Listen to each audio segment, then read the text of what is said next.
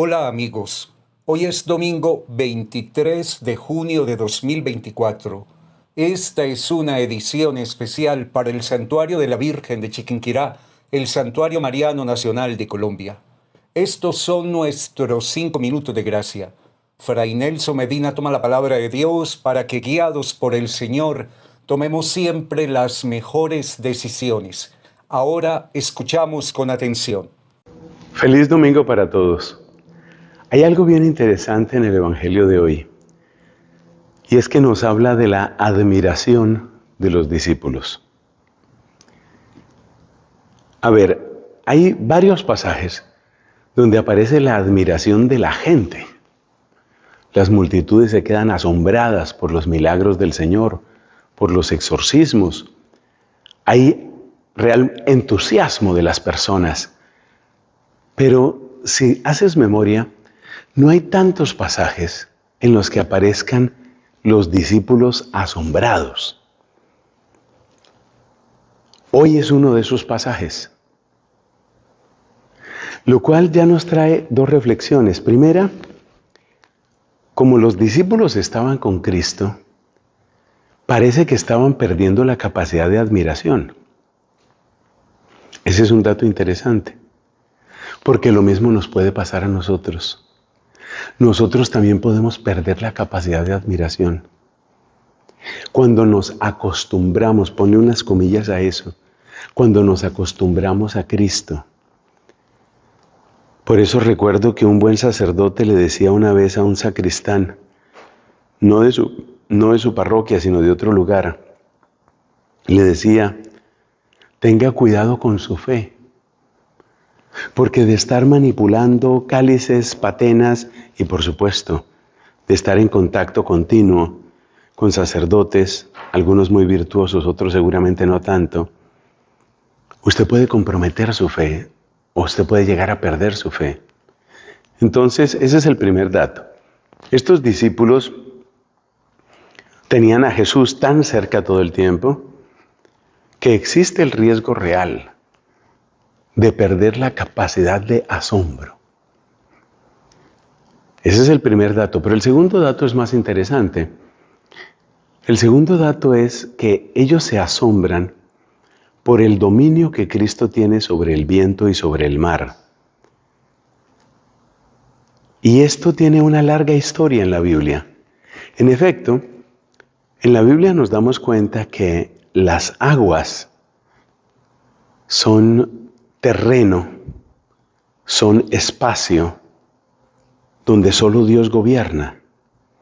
En el libro del Génesis, por ejemplo, es Dios el que pone un límite, el que separa las aguas superiores y las aguas inferiores, según la idea del mundo que ellos tenían en ese momento. Lo importante de esa frase es que es Dios el que puede hacer eso. Otro pasaje, cuando Elías tiene que enfrentar la idolatría del reino de Israel, idolatría que ya era muy, pero muy visible en el caso del rey mismo que se llamaba Ahab. Entonces Elías, para mostrar que hay un rey sobre todos los reinos y que hay un Dios por encima de cualquier otra cosa que queramos llamar Dios, ¿qué hizo? Quitó el agua. Vino una sequía terrible, 3 años y medio sin agua. Era para mostrar eso. La primera lectura de la misa de hoy lo dice también. Dios le habla a Job y le dice, ¿quién puso un límite a las aguas? Pregunta retórica porque hace referencia a Dios mismo, que es el único que pone límite a las aguas.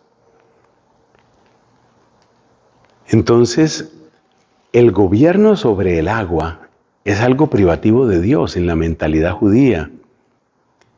¿Y por qué eso? Porque el agua es necesaria para la vida, pero el agua puede traer muerte, como se notó en otro pasaje de la Biblia, aquel legendario diluvio de las primeras páginas del Génesis. Es decir, el agua es el ámbito, es el espacio particular de la soberanía de Dios Porque el agua puede dar muerte o puede dar vida, como Dios. Dice un salmo, Él da la muerte y la vida. Es un cántico de Ana. Él da la muerte y la vida, hunde en el abismo y levanta, da la pobreza y la riqueza, humilla y enaltece. Entonces, como Dios es el que da la muerte y la vida, y el agua es necesaria para la vida, pero el agua también puede traer muerte, por inundación o por cualquier otra cosa, entonces el agua era vista como un espacio donde Dios es el que gobierna. Y esto es maravilloso porque esto nos muestra por qué ellos, los discípulos, se asombraron tantísimo. Porque ellos decían, oye, espérate, pero es que, ¿quién gobierna en el agua? ¿Quién tiene esa potestad? Solo Dios. Es decir, que el asombro de ellos fue ver que Dios estaba obrando, que Dios estaba actuando, que Dios estaba con ellos en la barca. Y ese es el asombro que nosotros necesitamos también en la barca de nuestra vida. Que Dios no está lejos. Que el Dios que da la muerte y la vida, el Dios que es Señor de todos, el Dios que está por encima de todos, está en nuestra barca. Que Dios está en tu barca. Eso es lo importante. Eso es lo grandioso. Y eso es lo que debemos traer a nuestra vida. En mi barca, Dios está. Dios el que lo gobierna todo. Dios el que es Señor de todos. Dios está. Y Dios es grande. Y Dios es bello. Y Dios es santo. Y el santo de los santos camina conmigo. A Él la gloria y la alabanza. Amén. Hola, soy Fray Nelson y este mensaje es para recordarte que te suscribas y te unas a mi canal. Vamos a difundir evangelización católica. Que Dios te bendiga.